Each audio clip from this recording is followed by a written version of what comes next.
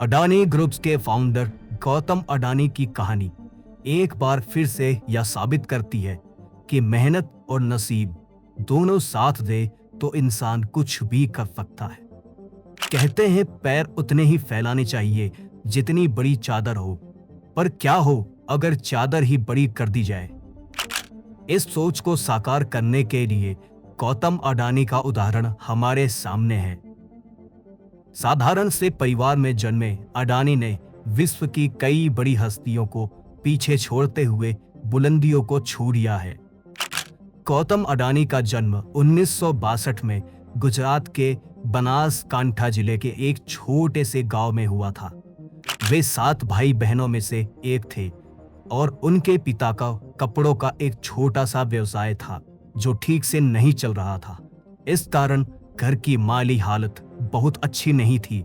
फिर भी किसी तरह गौतम ने अहमदाबाद के SCN विद्यालय में अपनी स्कूली शिक्षा पूरी की।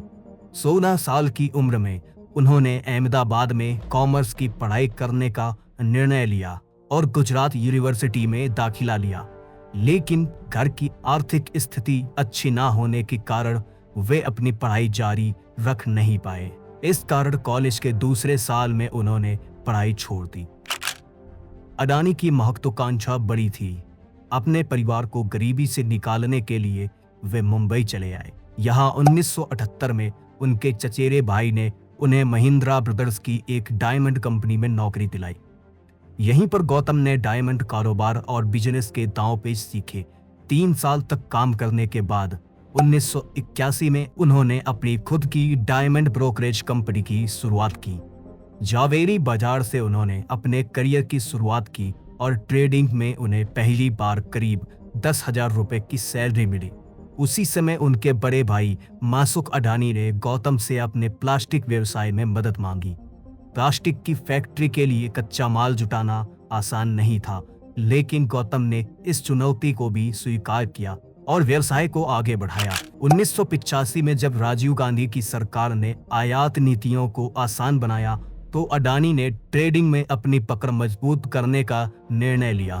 उन्होंने PVC का आयात किया और विभिन्न स्मॉल स्केल इंडस्ट्रीज को कच्चा माल सप्लाई करना शुरू किया।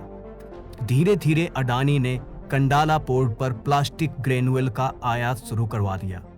1988 में उन्होंने अडानी इंटरप्राइजेज लिमिटेड की स्थापना की। इस कंपनी को 1991 में नरसिम्हा राव और मनमोहन सिंह के आर्थिक सुधारों से बहुत फायदा मिला। कंपनी की प्राथमिकताएं कृषि, पावर और वस्त्रों की ट्रेडिंग पर केंद्रित थी।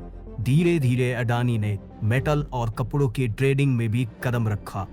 1994 में अडानी इंटरप्राइजेस को शेयर बाजार में सूचीबद्ध किया गया।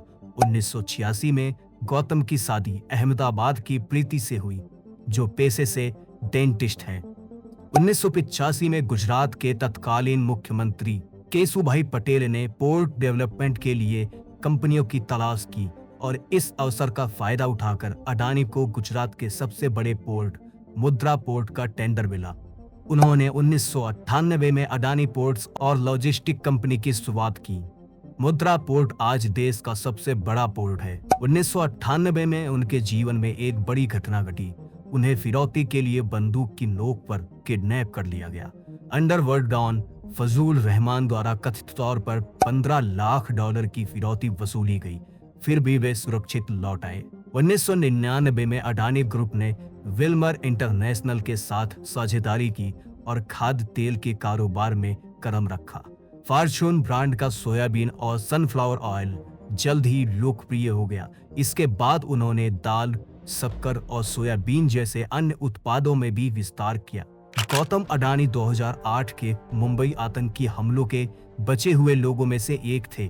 जब वे ताज होटल में मौजूद थे, यह हादसा उनके जीवन का एक और खतरनाक मोड़ था, लेकिन उन्होंने फिर भी अपने बिजनेस को आगे बढ़ाया। धीरे धीरे अडानी ग्रुप माइनिंग की तरफ भी बढ़ा। 2009 में उन्होंने बिजली उत्पादन का कार्य शुरू किया और बड़े बड़े राज्यों पर बिजली की आपूर्ति शुरू की। कोयले की भी बढ़ती जरूरत को देखते हुए उन्होंने 2010 में इंडोनेशिया में कोयला खदान का अधिग्रहण किया। एक साल बाद 2011 में ऑस्ट्रेलिया में एबॉट पॉइंट कोल टर्मिनल को खरीदा।